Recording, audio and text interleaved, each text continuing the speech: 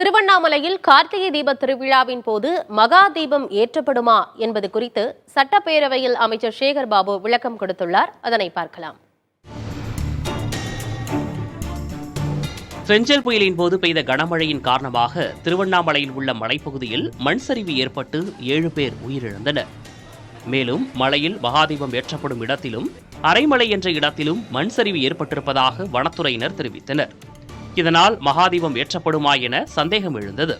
மகாதீபம் ஏற்றுவது குறித்தும் அப்போது மலையின் மீது பக்தர்களை அனுமதிப்பது பற்றியும் 3 நாட்கள் ஆய்வு நடைபெற்றது.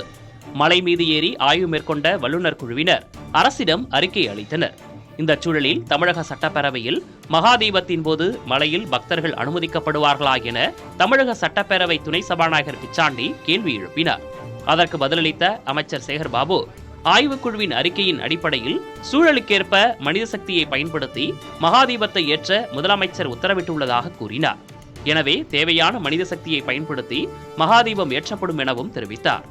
சூழ்நிலைக்கு ஏற்றார் போல் மனித சக்திகளை பயன்படுத்தி இந்த கார்த்திகை தீபம் சான்றோர்களால் துவக்கப்பட்ட இந்த தீபம் இந்த ஆண்டும் எரியாத திருக்கோயில்களுக்கு விளக்கேற்றுகின்ற இந்த முதல்வர் இந்த தீப திருவிழாவிலும் மலையின் உச்சியின் மீது தீபம் எரியும் என்பதை பேரவைத் தலைவர் வாயிலாக பேரவை துணைத் தலைவருக்கு தெரிவித்துக் கொள்கிறேன். தேவையான அளவு மனித சக்தியை பயன்படுத்தி தீபம் ஏற்றப்படும் என அமைச்சர் தெரிவித்திருப்பதால் இந்த ஆண்டு தீபம் ஏற்றப்படும் மலையில் பக்தர்கள் அனுமதிக்கப்பட மாட்டார்கள் என தெரிகிறது.